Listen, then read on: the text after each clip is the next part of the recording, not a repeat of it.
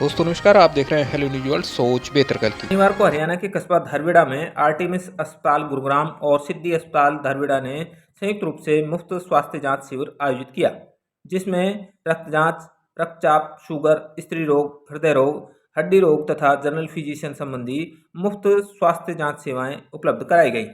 इस शिविर में 400 से अधिक लोगों ने स्वास्थ्य जांच एवं परामर्श सेवाओं का लाभ उठाया। इस शिविर का शुभारंभ विशेषज्ञ चिकित्सक आशु कुमार जैन और डॉक्टर अमित चौरसिया ने किया। प्रेस मीट के दौरान कैंसर विशेषज्ञ महिला चिकित्सक अमिता नथानी, शिल्पा दीनाचंद्रन और डॉक्टर रक्षित वर्मा ने लोगों को सेहत सुरक्षा के लेकर जागरूक किया। देखिए हेलो न्यूज वर्ल्ड की ये रिपोर्ट पत्रकार दिनेश विद्यार्थी के साथ। सभी दर्शकों से हमारा ये अनुरोध है कि स्वास्थ्य जागरूकता संबंधी इस खबर को अधिक से अधिक दर्शकों तक पहुंचाएं और स्वास्थ्य जागरूकता के इस अभियान में अपनी आहुति डालें और चिकित्सकों की ओर से स्वस्थ जीवन को लेकर दिए गए सुझावों पर अमल करें। आप देखते रहिए हेलो न्यूज वर्ल्ड, सोच बेहतर कल की। आप हमारी खबरों को लाइक और शेयर करना न भूलें और नई खबरें देखने के लिए यूट्यूब पर आज ही हेलो न्यूज वर्ल्ड को सब्सक्राइब कर लें। देखते रहिए हेलो न्यूज वर्ल्ड, सोच बेहतर कल की।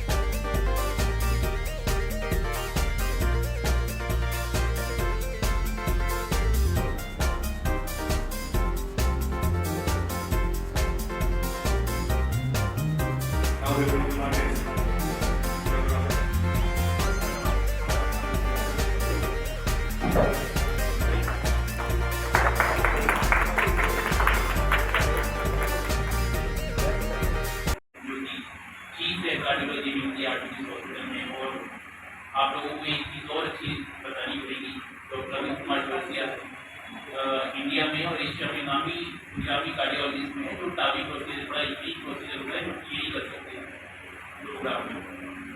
डॉक्टर आशीष हैं, जो काफ़ी रिनाउंड ऑर्थोपेडिक सर्जन है, वो भी अपनी सेवाएं यहाँ पर देंगे।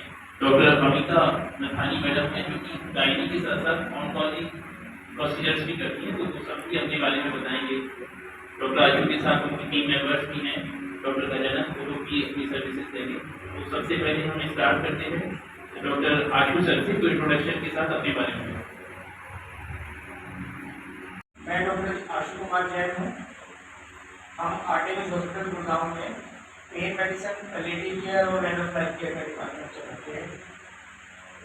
पेन मेडिसिन का मतलब है कि जो लंबे समय से शरीर में दर्द है उनका हम इलाज करते हैं, जैसे आर्थराइटिस है, नेक पेन है, शोल्डर पेन है, स्पाइन पेन है, कैंसर पेन है, न्यूरोलजियाज है, न्यूरोपैथीज है, हेडेक है।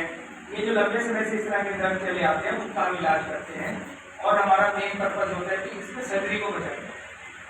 तो 70 से 80-90% पेशेंट की हम सर्जरी बचा देते हैं और नॉन सर्जिकल तरीके से उनका इलाज करा जाता है। ये बहुत ही एडवांस ट्रीटमेंट है क्रोनिक पेन का। और इसी तरह कैंसर पेन का जो है, हमें कहते हैं बड़ा प्राउड होता है कि पूरे नॉर्थ इंडिया में हमारा सेंटर है, जो सेंटर ऑफ एक्सीलेंस है। हर तरह की कैंसर पेन, पैलिएटिव केयर और एंड ऑफ लाइफ केयर, घर में भी जाकर हम जो एंड स्टेज कैंसर पेशेंट है उनके दर्द का सपोर्ट इलाज करते हैं। तो ये हमारी कंप्लीट प्रोफाइल है, क्रोनिक पेन, पैलिएटिव केयर और and of life care cancer pen. Thank you. आप हमारे डॉक्टर से पूछ ले, ये क्वेश्चन पूछ सकते हैं कि इनके सेंटर ऑफ एक्सीलेंस क्या है और ये बेस्ट क्यों है हॉस्पिटल लाइफ में। इस तरह के क्वेश्चन आप हैवी जो डिस्ट्रीब्यूट है गाने जमाने में हार्ट की डाल खुल जाती है, तो हम लोग क्या करते थे कि पूरी शादी खोलते उस डाल को हम लोग निकालते थे, हार्ट लंग मशीन में पेशेंट को डाल देते। मतलब ये करने के लिए क्या होता था कि पेशेंट पहले बेहोशी की दवा दो, फिर उसके बाद वेंटिलेटर पे डालो, फिर हार्ट लंग मशीन पे डालो, उसके बाद पूरी शादी खुलता था। धीरे धीरे अंदर जाके आप हार्ट डाल को निकाल के फिर चेंज करते हैं। 6 घंटे की सर्जरी के बाद आप ICU केयर 4 से 5 दिन की अब क्या है कि मीन्स टेक्नोलॉजी और ये सब जो बीमारियां होती हैं ज़्यादातर 60-65 साल के बुजुर्ग में हुआ करता है, 70-80 साल के बुजुर्ग में हुआ करता है। पहले आप देखिए कि मीन्स किसी कोई 70-80 साल के बुजुर्ग हैं तो सब बोला करते थे कि मीन्स अब क्या सर्जरी करानी, चलता फिरता हुआ आदमी को भी कुछ नहीं कराते थे। जनरली ये बीमारी क्या होता है कि एरोटिक स्क्लेरोसिस जो है, अगर ट्रीटमेंट नहीं करते हैं तो 50% लोग 2 साल के अंदर मर जाते हैं। अगर ट्रीटमेंट कराते हैं तो यही आदमी 10 साल भी जा सकता है, 15 साल भी जा सकता है, बैल के चलते आते हैं। देखा जाए तो कैंसर से भी ज्यादा खतरनाक है बट ट्रीटमेंट है, ठीक है ना। हम लोग क्या करते हैं, अब जो पेशेंट में सर्जरी नहीं भी हो सकता है, हम लोग पैर के रास्ते से जाके उनकी बैल डालते हैं, वेंटिलेटर पे नहीं डालते हैं, हाथ में मशीन पे नहीं जाते हैं, पेशेंट साथ ही नहीं होता है। एक दिन आईसीयू में रहते हैं, अगला दिन रूम में जाता है, तीसरा दिन नॉर्मल छुट्टी पे जाता है। तो बैल की सर्जरी जो है पूरी चेंज हो गई। ये टेक्निक वर्ल्ड में 2002 में ही स्टार्ट हुआ था। 2011-12 से थोड़ी बहुत ज़्यादा होने लग गया। 16 के बाद ही इंडिया में थोड़ी सी बढ़ना शुरू हुआ। इंडिया में बेसिकली बोलो तो 16-17 के बाद ही थोड़ी सी ऊपर आना शुरू हुआ। ये एकदम एडवांस टेक्निक है। कॉस्ट इफेक्टिवनेस बोला जाए तो क्वालिटी ऑफ लाइफ के लिए कॉस्ट इफेक्टिवनेस नहीं है। जैसे कोई आदमी है जिसकी सर्जरी नहीं हो सकता है, बेड पे पड़ा हुआ है, आपने बैल चेंज कर दी, वो चलना फिरना शुरू कर दिया, वो क्वालिटी ऑफ लाइफ कॉस्ट उस पे हम लोग कॉस्ट तुलना नहीं करते हैं। हाँ, अगर ये कॉस्टली प्रोसीड्यूर है, क्योंकि जो बैल आती है वो अमेरिका से आती है, अभी इंडियन बैल भी आते हैं, लेकिन बैल के साथ कॉस्ट कम हो सकता है। लगभग बैल का ही कॉस्ट आपका 10 से 12 लाख का बैल भी रहता है। वो बैल का ही कॉस्ट अगर 10-12 है तो उसके कर्म के 15 से 16 लाख है। बट आप अगर देखते हैं तो ह्यूमन लाइफ के लिए ये दूसरे आप लोगों ने सुने होंगे कि हार्ट अटैक हुआ है, तो हार्ट अटैक हार्ट की नस बंद होने के चलते होता है बीमारी। उसकी मेन लक्षण यही है कि छाती में दर्द होता है, पसीना आता है, दर्द ये बायां हाथ की तरफ जाता है, आदमी को सांस लेने में दिक्कत होने लगती है, घबराहट सा होने लगता है। ये है कि जनरली हार्ट अटैक के सिम्टम्स से और नस में बीमारी होती है। अब हार्ट में सिर्फ नस तो नहीं है, हार्ट में वाल्व है, हार्ट में बाकी पाइप्स भी है, तो 4 चैम्बर के बीच में परत है, उन सब में भी तो डिफेक्ट आ सकता है। जैसे हार्ट में छेद आने शुरू होते हैं, तो हार्ट में जो छेद रहता है उसको हम लोग स्ट्रक्चरल हार्ट डिजीज में डिफाइन करते हैं। जो भी चीज हार्ट की नस को छोड़ के है वो स्ट्रक्चरल हार्ट डिजीज। तो नस वाला जो हार्ट अटैक वाला ब्रांच है उसको हम लोग कॉर्नरी आर्टरी डिजीज करके बोलते हैं। उसके अलावा बाकी जो भी है आजकल हम लोग स्ट्रक्चरल हार्ट डिजीज में क्लासिफाई करते हैं। जैसे वाल्व का प्रॉब्लम हुआ, बच्चे में छेद जो होता है उसका हुआ, हार्ट का पाइप फट गया, ये सब स्ट्रक्चरल हार्ट डिजीज में। तीसरा रहता है कि हार्ट की ध्वनि जो कंडक्शन सिस्टम का है, इलेक्ट्रिकल सिस्टम का है, उसका डिफेक्ट, तो उसको हम लोग इलेक्ट्रोफिजियोलॉजिकल डिसऑर्डर कहते हैं। तीसरा ब्रांच में हम लोग करते हैं। बेसिकली मैं हार्ट की नस और ये स्ट्रक्चरल हार्ट डिजीज दोनों का ट्रीटमेंट किया करता हूँ। यही नहीं, कई सारे पेशेंट रहते हैं जो आते हैं जिनमें सर्जरी पॉसिबल नहीं होती, हार्ट की नस भी बंद हो रखा है, सर्जरी पॉसिबल नहीं होती, तो हम लोग वो भी खोला देते हैं। तो डॉक्टर साहब वजह क्या माने इन बीमारियों की? स्ट्रक्चरल, अब हार्ट की नस की बीमारी अगर आप देखते हैं तो हम लोग हार्ट अटैक बोला करते हैं साधारण, उसकी मेन रीजन है कि हमारा जो रहन सहन है, ठीक है ना, वो सही नहीं था। या हम लोग डायबिटीज को कंट्रोल में नहीं रखते हैं, हाइपरटेंशन को कंट्रोल में नहीं रखते हैं, सिगरेट धूम्रपान जैसे चीज हम लोग करते हैं, व्यायाम नियमित तरीके से नहीं करते हैं, खान पीन अपना सही नहीं, तो ये सब बीमारियां हुआ करते हैं। अभी के टाइम में मैं सबसे ज़्यादा जो बोला करता हूँ वो स्ट्रेस के चलते सबसे ज़्यादा ये बीमारी होती है। अगर हम लोग इन सब चीज़ को कंट्रोल नहीं करेंगे तो एक दिन जाके वो दिखाएगा अपना रंग कि हार्ट की नसों में जाके ना सडन ब्लॉकेज होता है, और सडन ब्लॉकेज होने के चलते हार्ट अटैक होता है। तो अल्कोहल और अगर हुक्का की बात की जाए जो ग्रामीण क्षेत्रों में अक्सर हो रहा है, तो क्या इससे भी प्रभावित हो रही है लाइफ? हुक्का से सबसे ज़्यादा होता है, और हार्ट की बीमारी का सबसे खतरनाक चीज़ है उनको आपको छोड़ना है। अल्कोहल भी छोड़ना बेटर कि हम लोग ना। तो क्या ये माना जाए कि आधुनिक जीवन नई बीमारियों पैदा कर रहा है जीवन में? यही बोलूँगा, आधुनिक जीवन शैली के चलते ही हमारा खान पीन सब कुछ खराब हो रखा है। हम लोग आजकल सब बच्चे अपने गांव घर में कौन काम करता है, तो सब सपोर्ट सिस्टम खत्म हो गया आपका। सब कोई जाते हैं शहर में काम करने के लिए, अकेले रहते हैं। ऑफिस की काम की जो स्ट्रेस है वो रहता है, घर जाके किसी के साथ शेयर नहीं कर सकते। ये स्ट्रेस सबसे ज़्यादा तो यही सब चीज़ें हम लोग देख रहे हैं। अभी हम लोग देख रहे हैं कि 30 साल की उम्र में इंडिया में हार्ट अटैक लेके आ रहे हैं। मेजर रीजन क्या है? वही बात आती है जो डॉक्टर अमित ने कही। पहले डिस्क की प्रॉब्लम होती थी, स्पाइन की प्रॉब्लम होती थी, शाटिका की प्रॉब्लम होती थी, तो सीधा जाते थे और सर्जरी हो जाती थी और पेच डलना है, प्लेट्स डलना है, ये सब आप लोगों ने सुना है। पर जैसे अभी सर ने कहा, ये चीज़ें अब जैसे जैसे साइंस एडवांस हुई, ये चीज़ें बदल गई।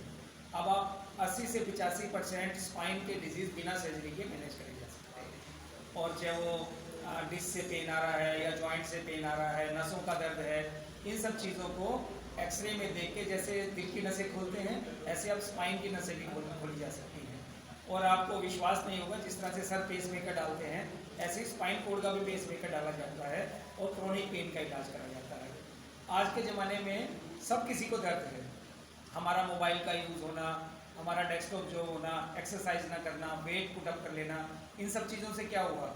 घुटनों के दर्द हैं, नसों के दर्द हैं, कंधों के दर्द हैं, नेक पेन्स हैं, स्पाइन पेन्स हैं। तो इन चीज़ों की लाइफस्टाइल हमारा डिजीज़ है, मैं उसको ये कहूँगा। एक्सरसाइज ना करना, वेट पुटअप करना, तो शाटिका ही होगा ना, है ना? तो एक तो ये बात है, प्रिवेंशन जो हम हार्ट डिजीज़ में बात कर रहे थे, प्रिवेंशन बहुत इंपॉर्टेंट है हर क्रोनिक पेन का, चाहे वो नी का घुटने का दर्द हो, चाहे स्पाइन का दर्द हो, इन सब की। तो एक हेल्दी लाइफस्टाइल, एक्सरसाइज करना, व्यायाम करना और अपना वेट कम रखना, इन चीज़ों से बचाया जा सकता है। और अगर हो जाए तो हम बिना सर्जरी के उसका इलाज कर सकते हैं 80 to 85% पेशेंट्स, ये इंपॉर्टेंट है। इसी तरह से जैसे घुटने की आर्थराइटिस है, तो ऐसा नहीं है आपको सबको सर्जरी कराने की ज़रूरत है। आजकल रीजनरेटिव थेरेपीज हो गई हैं, जिनको PRP थेरेपीज, प्लेटलेट थेरेपीज बोलते हैं, वो शोल्डर में भी करी जाती हैं, टेंडन्स मसल्स में करी जाती हैं, घुटनों में करी जाती हैं। और ऐसा करके आप अगेन 75 to 80% पेशेंट्स को बचाया जा सकता है सर्जरी से। और ये बात समझने की है कि जो क्रोनिक पेन है, हमारे पास 95% पेशेंट ऐसे आते हैं जो 5 साल 10 साल अपने देहात में खासतौर से जो केमिस्ट से लेके पेन किलर खा रहे हैं और दर्द का इलाज नहीं करवा रहे, और उनका किडनी अफेक्ट हुई होती है। जब हमारे पास आते हैं तो किसी का 3 किडनी है, गांव से माता जी आती है 3 किडनी है, डायबिटीज़ है, दर्द की दवा खा रही है बिना किसी इलाज के। तो 2 चीज़ें इंपॉर्टेंट हैं, एक तो अर्ली डायग्नोसिस। तो मेरा मैसेज है, जिनको पेन होती है क्रोनिक पेन 3 महीने से लंबे समय के दर्द, वो जल्दी अपने पेन फिजिशियन या किसी और कंसल्टेंट के पास जाएं और अपना टाइम से इलाज कराएं। और दूसरा इंपॉर्टेंट मैसेज है प्रिवेंशन। सारा दिन मोबाइल का यूज़, सारा दिन एक्सरसाइज ना करना, कुछ भी उल्टा सीधा खाते रहना, वो उससे हमारे हार्ट डिजीज़ ही नहीं बढ़ रहे, हमारे ये सब डिजीज़ भी बढ़ रहे हैं। ये एक चीज़ है। और दूसरा है कैंसर पेन मैनेजमेंट। ये डिपार्टमेंट होता ही नहीं, आपने भी नहीं सुना होगा। और पैलिएटिव केयर ट्रीटमेंट, जो एडवांस कैंसर हो जाते हैं उनकी, कहते हैं ना भगवान पे छोड़ दिया, जब इसका इलाज नहीं हो सकता इसको घर ले जाओ, हम लोग उसको सपोर्टिव ट्रीटमेंट करते हैं। जो आदमी का कैंसर एडवांस है और जिसका ये पता है कि अब इसकी डेथ निश्चित है, तो कम से कम जो समय है वो तो अच्छे से बिताने दें हम उसको दर्द में ना बिताए। और उसके जैसे सांस फूलना है, और पैरों में सूजन आना है, इस तरह की जो सारी चीज़ें हैं उसको मैनेज करें, इसको पैलिएटिव केयर सपोर्ट बोलते हैं। और जो लास्ट चीज़ मैं इसमें बात करना चाहूँगा, एंड ऑफ लाइफ केयर, जिसका बिल्कुल बेड रिडन हो गया पेशेंट कैंसर की वजह से, सांस की वजह से, न्यूरोलॉजी की वजह से, उसको घर पे जाके उसकी सिम्टोमेटिक मैनेजमेंट करना।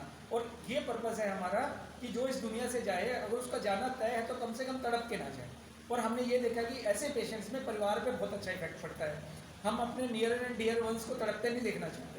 तो ये हमारी ब्रांच है, chronic pain management, cancer pain management है, end of life care. Doctor साहब, अनुवांशिक तौर पे बीमारियां ना हो, इसलिए इसके लिए क्या किया जा सकता है कि क्या करें? तो सबसे इम्पोर्टेंट चीज़ है लाइफस्टाइल। आप ये मान के चलो कि लाइफस्टाइल डिजीज़ है।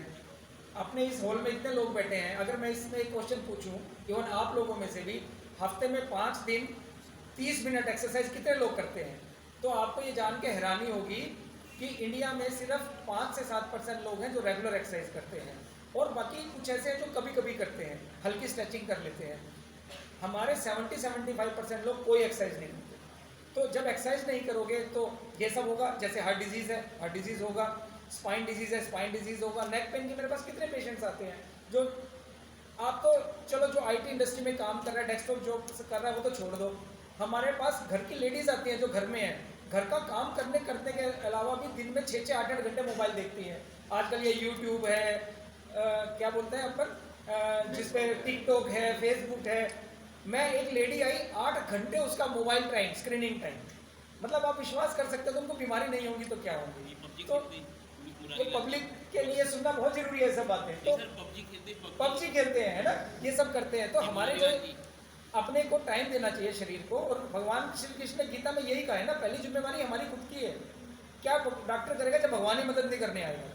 तो चाहे हमारे डिजीज़ हो, क्रोनिक पेन डिजीज़ हो, कैंसर है, कैंसर भी लाइफस्टाइल डिजीज़ है, हार्ट डिजीज़ है, ऑर्थोपेडिक है, ये सब लाइफस्टाइल डिजीज़ हैं। और एक अच्छा खान पान और अच्छी एक्सरसाइज बहुत सारी चीज़ों से बचाती है।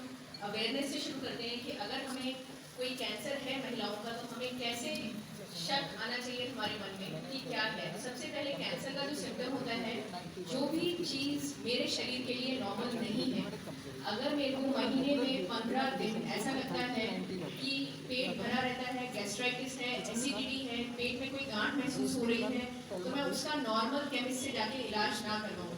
ऐसा अगर मुझे कांस्टेंट 3 महीने लग रहा है, तो ये कैंसर ओवरी का साइन हो सकता है, जिसको आप एक एसिडिटी समझ के डाल रहे हैं। और कैंसर ओवरी का स्टेज 3 में ही पकड़ा जाता है, क्योंकि हम उसको इतना इग्नोर करते हैं कि ये सिर्फ एक एसिडिटी है, गैस्ट्राइटिस है। तो कैंसर ओवरी का सिम्टम ये है persistent acidity, gastritis like symptom. आप रोज जाते हैं केमिस्ट के पास, मुझे एक एसिड की गोली दे दो, तो ये सबसे गलत है। आपको कोई भी ऐसा सिम्टम जो आपके शरीर के लिए नॉर्मल नहीं है, परसिस्ट कर रहा है, आपको डॉक्टर के पास जाना चाहिए स्क्रीनिंग के लिए। एक बेसिक अल्ट्रासाउंड से ही हम बहुत कुछ पकड़ सकते हैं जो आप सालों तक इग्नोर कर रहे हैं।